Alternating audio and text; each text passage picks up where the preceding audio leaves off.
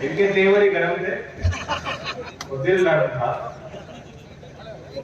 मैं अजमेरा के सभी सम्राट नागरिक जो यहाँ आए हैं, आप सबका, अपने आदरणीय बुजुर्गों का, नौजवान साथियों का अभिवादन करता हूँ, आपको धन्यवाद देता हूँ किस तरीके से आपने प्यार से हमारा स्वागत किया।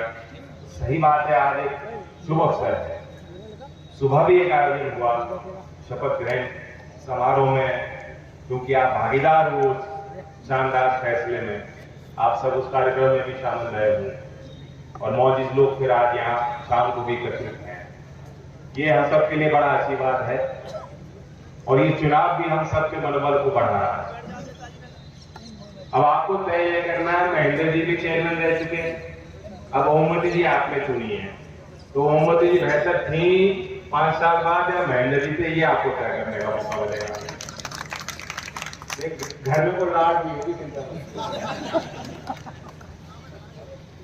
तो मेरे भी पीछे पड़ते ना लोग कि चावल बुलाओ चावल बुलाओ। मैं होशियारी दिखा रहा हूं, अब तक महेंद्र जी पढ़ते। शहरी क्षेत्र में कोई कारण नहीं है कि अगर हमारे कार्यकर्ता मेहनत करें और अच्छे शहरों को लेकर हम चुनावी मैदानों में आए। जैसा कि मैंने महेंद्र जी की बात सुनी, उनकी बातों में शालीनता और विनम्रता थी। अगर हमारे उम्मीदवार जनमत को अपने साथ जोड़ने की जो है काबिलियत रखते हैं, जनता के आगे झुकने का संस्कार रखते हैं और वहां जो मुद्दे हैं, क्योंकि आप भी देख रहे हो गांव देहात से बहुत लोग अब ग्रामीण कस्बों में रह रहे हैं।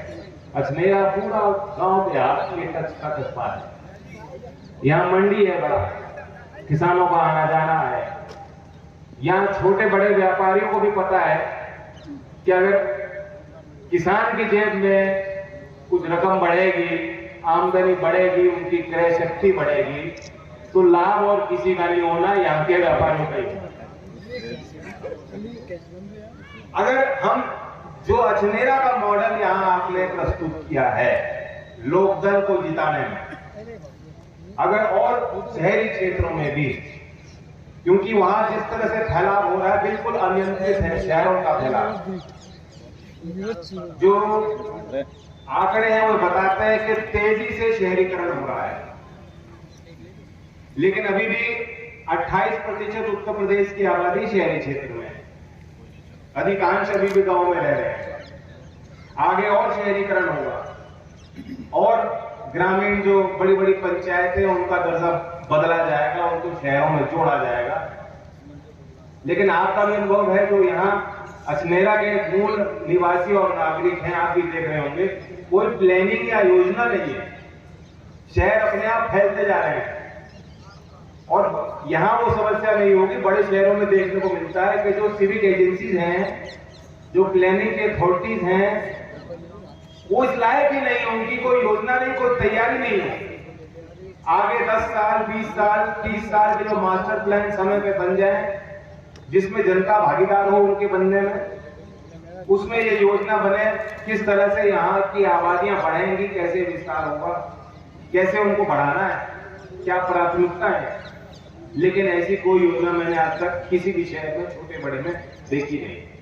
आप देश की राजधानी की हालत देख लो, अगर वाकई कानून से काम हो और देखा जाए कहां अनप्लैन्ड डेवलपमेंट है, कहां प्लैन्ड है, कहां अनअप्रूव्ड कॉलोनियां फैल रही हैं, कहां लाइसेंस है, लोगों के पास सहमति है सरकारी, तो आप देखोगे देश के 90% शहरों में बुलडोजर चले। मैं पूछना चाहता हूं आपसे, जब बुलडोजर किसी गरीब पे चलता है, कमजोर पे चलता है, लाचार पे चलता है, एक राजनीतिक फॉर्मूला के तहत चलाया जाता है चंद लोगों को खुश करने के लिए, ये देखो कार्रवाई हो रही है, तब बहुत लोग शांत रह जाते हैं, बहुत लोग सहन कर जाते हैं, बहुत लोग उसमें शामिल होते हैं, क्योंकि हमारे मन में हमने ईर्ष्या पाली हुई है और लोगों के प्रति। लेकिन अगर देश के शहरों में भी सरकार देखना शुरू कर दे क्या अप्रूव है क्या अप्रूव है, तो क्या बचेगा? क्या बचेगा? कुछ नहीं बचेगा। तो देश के कानून पे कानून व्यवस्था से भी मैं प्रश्न पूछ रहा हूं, क्योंकि यहाँ पुलिस के बहुत लोग तैनात हैं। हम लोग आप पे विश्वास करते हैं, आप लोग हमारे बीच के लोग हैं। ऐसा शासन तो मैंने कभी यूपी में देखा ही नहीं, जहां एनकाउंटर, बुलडोजर घोषित सरकारी नीति का हिस्सा बन जाए। कानून हमारे लिए भी एक है, उनके लिए भी एक है। सत्ता तो आज आपके पास है, लेकिन आपने हमेशा का पट्टा नहीं लिया।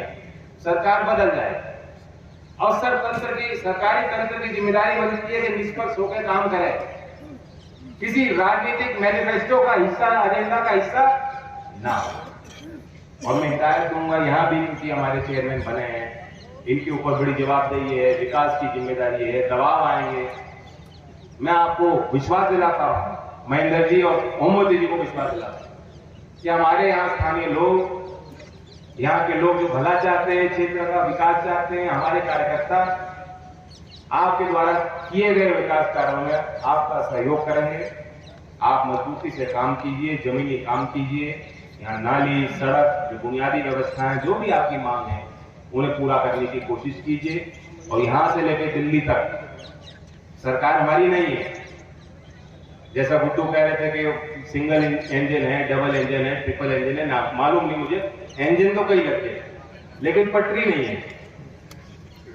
और कितनी अनैतिक बात है, अनएथिकल बात है, इमोरल बात है। प्रधानमंत्री खुद दावा करते हैं, चुनाव में जाते हैं जहां उनकी सरकार नहीं है राज्य में, यही कह के आते हैं कि डबल इंजन का हमारी सरकार बना दो, हम सिंगल इंजन काम कर रहे हैं। कहने का मतलब कि अगर विपक्ष जीत जाएगा तो काम रुक जाएगा। और कौन रोकेगा काम? प्रधानमंत्री रोकेंगे। क्यों रोकेंगे? कि वोटर ने बीजेपी को वोट नहीं दिया। और क्या मतलब है इस बात से? और क्या मतलब निकाला जा सकता है? अगर इतने बड़े पद पे बैठे व्यक्ति इतना छोटा दिल रखेंगे और जनमत को स्वीकार नहीं करेंगे, क्या कर्नाटक में जहां करारी हार मिली है, कहां रुक जाएंगे? वहां का फंड सरकार हो सकती है। संघीय ढांचा है, फेडरल स्ट्रक्चर है, संविधान है, सरकारें इनके बस की नहीं है। केंद्र में कोई भी बैठा हो, उसके बस की नहीं है कि वो पैसा रोकते, विकास रोकते। उसका अलग सिस्टम, प्रणाली है, परंपरा है, लोकतंत्र है। लोकतंत्र में ऐसा संभव ही नहीं है। तो इसलिए ये कहने की बातें होती हैं, इस जुमले में कम से कम अछनेरा के लोग नहीं फंसे, वरना कितना आसान था। आप ये भी सोच सकते थे डबल इंजन है, ट्रिपल भी जोड़ लो, कर सकते थे आप। आपने अच्छे व्यक्ति का चयन किया, आपने हमारे मनोबल को बढ़ाया। मैं कोटि कोटि नमन करता हूँ, धन्यवाद देता हूँ। और हमारी पार्टी किसानों की है, लेकिन हम शहर में भी अच्छा काम करा सकते हैं। चौधरी चरण सिंह, उनके शासन को याद कीजिए। चौधरी अजीत सिंह जी कितनी बार मंत्री बने, उनके विजन को याद कीजिए। और अब हम में से, हमारे बीच के जो नई पीढ़ी के लोग हैं, जो नई सोच लेके चलना चाहते हैं, मैं उनको भी कहता हूं हमारे इस मिशन के साथ जुड़िए। जो वकील साहब कह गए गांव में जाना है, मैं सुबह से गांव से होकर आ रहा हूं और 1500 गांव में इस साल में जाऊंगा। एक संदेश लेके जाऊंगा। मेरे लिए जात पात में मैं विश्वास नहीं रखता। मैं ऐसे वातावरण में पला बड़ा नहीं हूं कि मैं सोचूं कि जिस जाट कम्युनिटी में पैदा हुआ हूं कि जाट ही सर्वश्रेष्ठ है और जाट का हद बनता है औरों के ऊपर राज करना। नहीं, जहां मेरी कम्युनिटी समाज में है, वो समाज का साथ देती है, समाज के दायित्व को निभाती है, किसी के साथ अन्याय हो उसके साथ खड़ी होती है। यही जिम्मेदारी हम सब की है। कहां से जात पात के सवाल आ जाते हैं? और जो शासन में बैठता है, जो कुर्सी पे बैठता है, ये कहने की बातें हैं, क्योंकि नियम है। और उस नियम को तोड़ करके कोई भी अपने जात पात के लोगों का कोई ज्यादा आउट ऑफ टर्न बेनिफिट नहीं पहुंचा सकता। पहुंचाएगा तो सीधा जेल की सलाखों के पीछे जाएगा। योगी जी बैठे हैं, दावे करते हैं, उनके समाज के लोगों को भी कह रहा हूं, ऐसा नहीं। अगर वो पक्षपात करेंगे, दमन करेंगे, किसी और जाति के हक को मारेंगे, क्योंकि रिएक्शन भी आता है। जब कोई अति करता है तो उसका रिएक्शन आता है।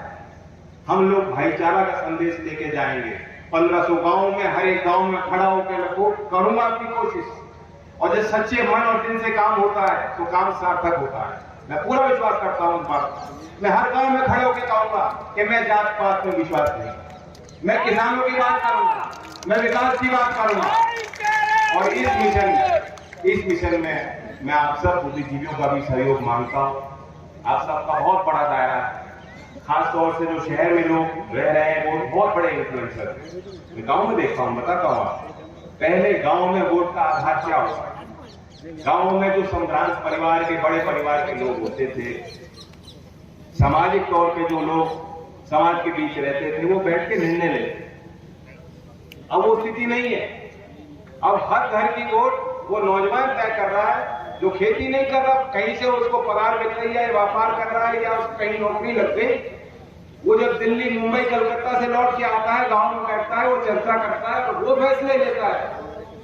अब हर परिवार का, चाहे गांव में हो चाहे शहर में हो, करता वो नहीं है जिसके खसरा खतौनी में जमीन लिख रही है। फैसले लेने वाले उसके घर की महिलाएं भी हैं और घर के नौजवान भी। तो इसलिए हमें नई लीडरशिप बनानी होगी, उन लोगों को आगे बढ़ाना होगा। मैं आपका आशीर्वाद देना चाहता हूं, लेने आया हूं आपके बीच। बहुत अच्छा लगा। धन्यवाद। जय हिंद।